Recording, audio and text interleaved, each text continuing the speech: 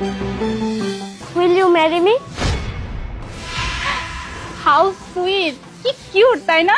আরে বাহ মোনা, তোকে তো দেখতেছি এখন ছোট বাচ্চারাও পছন্দ করা শুরু করছে। তুমি না এখন অনেক ছোট, বাসায় যাও, বাসায় গিয়ে পড়াশোনা করো। কি ব্যাপার মোনা, অ্যানসার দাও। কি ব্যাপার? তুমি আমার নাম কি করে জানো? আমি সবকিছু জানি। তাই নাকি? তুমি আমার ব্যাপারে সবকিছু জানো? তাহলে বলো তো, কে তুমি?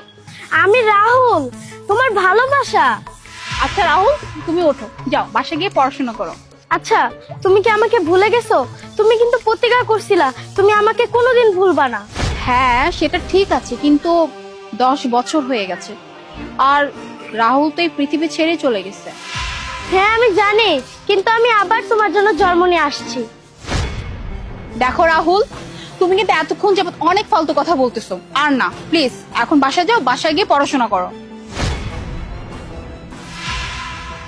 আরে এটা সেই ব্রেসলেটটা না আমি তোমার 90 বার্থডেতে গিফট করছিলাম? তুমি এটা এখনো পরে আছো? আশ্চর্য মোনা, আমি তো এটাই বুঝতে পারছি না, এই বাচ্চাটাই ব্রেসলেটটা সম্পর্কে কি করে জানলো, আর এটাই বা কি করে জানলো এটা তুই তোর বার্থডেতে গিফট পেয়েছিলি। ঠিকই তো ইয়ার, আমিও তো কিছুই বুঝতেছি না। এই তুমি তুমি এত কিছু কি করে জানো? আমি কোথাও থেকে জেনে আসি নাই, আমি তোমার ব্যাপারে সবকিছু জানি। আচ্ছা তোমার কি মনে আছে ওই যে আমি যে স্কুলে তোমাকে ফার্স্ট একটা গোলাপ দিয়েছিলাম, তুমি এই গোলাপটা দিয়ে দৌড় দিছিলা? তারপর ওই যে এইচএসসি পরীক্ষার সময় তোমাকে যে একটা ছেলে ডিস্টার্ব করছিল, ওর সাথে মারামারি করতে গিয়ে আমার শার্ট ছিঁড়ে গেছিল, এই জন্য তুমি আমার সাথে 1 সপ্তাহ কথা বলো নাই। তারপর মনে আছে কলেজে মার্ক কম আসার পরে আমরা দুজন আর এক কলেজে ভর্তি হতে পারি নাই, কিন্তু আমি আমার কলেজ ফাঁকি দিয়ে তোমার কলেজের সামনে দাঁড়িয়ে থাকতাম। আমি ফেল করার জন্য তুমি আমার সাথে 10 দিন কথা বলো নাই।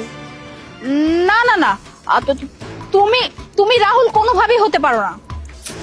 উফ, আচ্ছা আমি তোমাকে কি বললে তুমি বিশ্বাস করবে আমি তোমার ভালোবাসার রাহুল?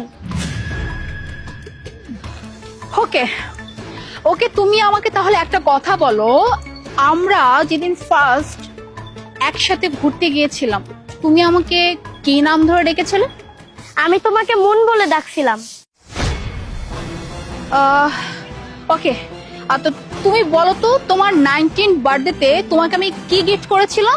ওই যে তুমি যে একদিন ঘুরতে গেছিলা না নদীর পাড়ে, তুমি ওই সময় একটা ছবি তুলছিলা, সেই ছবিটা তুমি আমাকে পেন্টিং করে তুমি আমাকে দিছো, আর ওই ছবিটা দেখে আমি অনেক ইমোশনাল হয়ে গেছিলাম। বুঝতে পারতেছি না, মানে এসব কি হচ্ছে, মানে আমার সামনে এগুলো কি ঘটতেছে? যত যাই হোক শোনো, আমি কোনোভাবেই মানতে পারবো না যে তুমি রাহুল, তুমি কোনোভাবে রাহুল হতেই পারো না।